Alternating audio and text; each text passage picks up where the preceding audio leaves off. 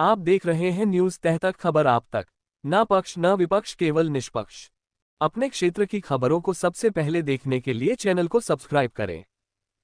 वृंदावन से चली हर्षा रिछारिया की आध्यात्मिक पदयात्रा का समापन डिबाई के रामघाट पर संपन्न। संभल में अनुमति न मिलने पर बदली योजना, गंगा धाम आश्रम बना समापन स्थल। डिबाई बुलंदशहर 18 अप्रैल। धर्म प्रचार और आध्यात्मिक जागरूकता के उद्देश्य से शुरू हुई हर्षा रिछारिया की कुंभ वायरस पदयात्रा का भव्य समापन शुक्रवार को डिबाई तहसील के पावन तीर्थ स्थल रामघाट स्थित गंगा धाम आश्रम में संपन्न हुआ। यात्रा के समापन स्थल को लेकर कई बार बदलाव हुए, लेकिन अंततः यह आध्यात्मिक आयोजन श्रद्धा और उत्साह के साथ रामघाट पर पूर्ण हुआ।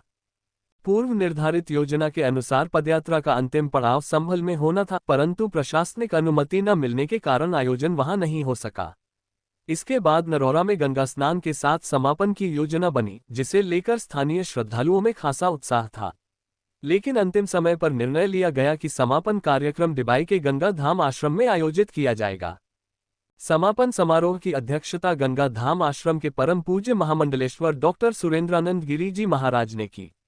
उन्होंने श्रद्धालुओं, संतजनों व आगंतुकों का आत्मीय स्वागत किया और आश्रम में भंडारे, जलपान व प्रसाद वितरण की व्यवस्था सुनिश्चित करवाई। इस अवसर पर हर्षा रिछारिया ने यात्रा के उद्देश्यों, अनुभवों और मार्ग में मिले जनस्नेह को साझा करते हुए बताया कि यह यात्रा केवल एक चलायमान कार्यक्रम नहीं, बल्कि समाज में धार्मिक चेतना और सेवा भावना के प्रसार का प्रयास रही। महामंडलेश्वर डॉक्टर सुरेंद्रानंद गिरी जी ने अपने उद्बोधन में कहा, जब समाज भौतिकता की ओर तेजी से अग्रसर हो रहा है, ऐसे समय में अध्यात्म और सेवा को समर्पित इस प्रकार की यात्राएं अत्यंत प्रेरणादायक हैं। समापन अवसर पर संगीतमय गंगा आरती का आयोजन हुआ, जिसमें बड़ी संख्या में श्रद्धालुओं ने भाग लिया। आरती के उपरांत सभी को प्रसाद वितरित किया गया। इस आध्यात्मिक आयोजन में स्थानीय नागरिक, साधु संत, महिलाएं, युवा व सामाजिक कार्यकर्ता बड़ी संख्या में उपस्थित रहे और आयोजन को प्रेरणास्पद व आध्यात्मिक ऊर्जा से भरपूर बताया।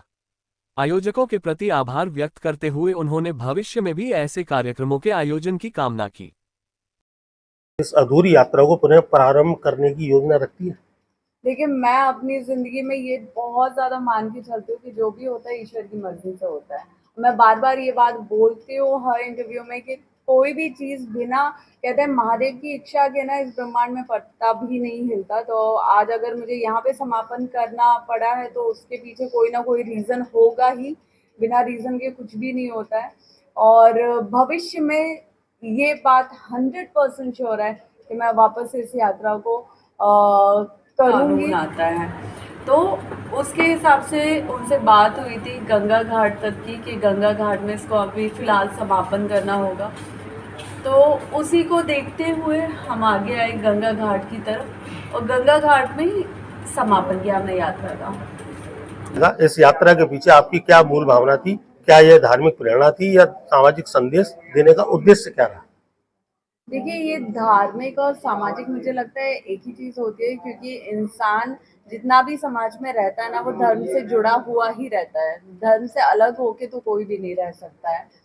तो ये धार्मिक और सामाजिक दोनों ही था और इसका सिर्फ इतना उद्देश्य था कि हम इस यात्रा के माध्यम से, इस यात्रा के द्वारा ज़्यादा से ज़्यादा धर्म को लेके, संस्कृति से लेके बच्चों को, युवाओं को जागरूक कर सके, अपने परिवारों को लेके जागरूक कर सके और नशा मुक्त भारत की तरफ पहल बढ़ा सके। तो हृदय को गहराई से छू गया हो, क्या साझा करने चाहेंगे आप?